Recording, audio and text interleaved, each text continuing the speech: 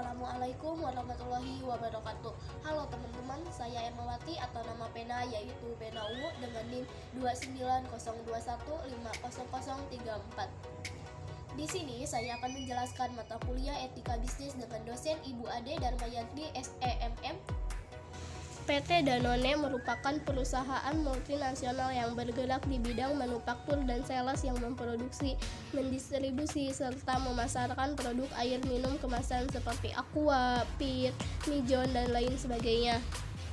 Pelanggaran etika bisnis dengan PT Danone. Sebelumnya, dalam mengimplementasikan atau mengaplikasikan etika dalam rekayasa, terutama dalam penciptaan produk baru, maka hal-hal yang harus diketahui adalah sebaik apa produk yang dihasilkan tersebut, lalu produk tersebut aman atau tidak bagi konsumen, dengan menggunakan satu metode, yaitu metode pemecahan masalah. Dapat dilihat dalam kasus ini Danone Aqua telah melakukan pelanggaran serta pengabaian kode etik dalam penggunaan sumber daya alam. Sebenarnya, keprihatinan dunia akan eksploitasi sumber daya alam sudah dapat dirasakan semenjak diselenggarakannya acara pada tahun 1992 yang membahas mengenai perubahan iklim. Dampak buruk dari produk jika mengabaikan peringatan-peringatan yang ada.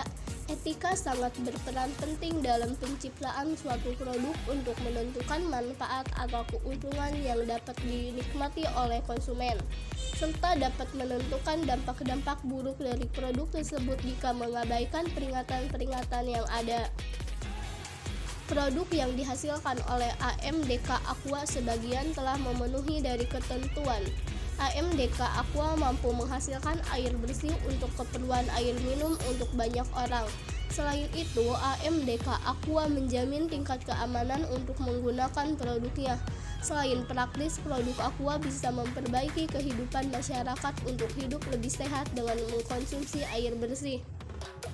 Tapi yang jadi permasalahan adalah datang dari manakah air bersih yang dijual oleh Aqua sehingga sekarang manusia perlu membayar hanya untuk mendapatkan air bersih.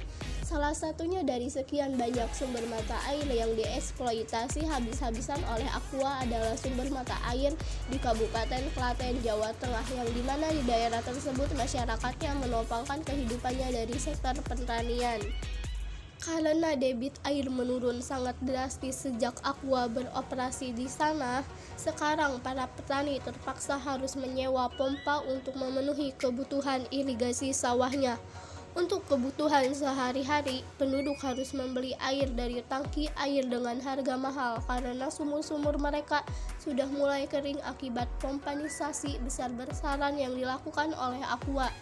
Hal ini sangat ironis mengingat Kabupaten Klaten merupakan wilayah yang kaya akan sumber daya air.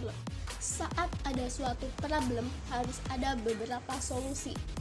Masih menggunakan satu metode, yaitu metode pemecahan masalah. Di sini ada penyelesaian masalahnya. Di satu Kabupaten Klaten sudah terdapat 150-an mata air.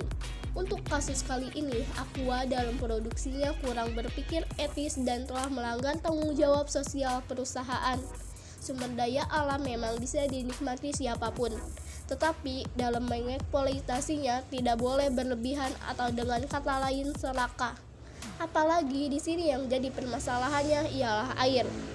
Air merupakan sumber daya yang dibutuhkan untuk hajat hidup orang banyak. Memang Aqua mempunyai tujuan yang baik, yaitu menyediakan air bersih untuk keperluan minum banyak orang.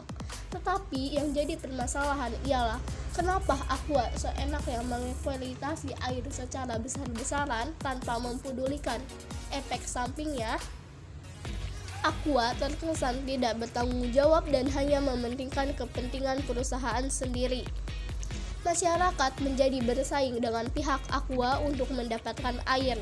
Dari kasus ini, Aqua tidak berpikir secara etis dalam hal deontologis. Eksploitasi sumber daya alam yang mengabaikan lingkungan akan mengancam berkelanjutan dan ketersediaan sumber daya alam itu. Dalam pasal 33 ayat 3 Undang-Undang Dasar 1945 menggariskan bahwa bumi dan air dan kekayaan yang terkandung di dalamnya dikuasai oleh negara dan dipergunakan untuk sebesar-besarnya kemakmuran rakyat. Salah satu asas penting dalam pemanfaatan kekayaan alam dalam pembangunan Indonesia adalah pengutamaan pengelolaan sumber daya alam yang dapat diperbarui.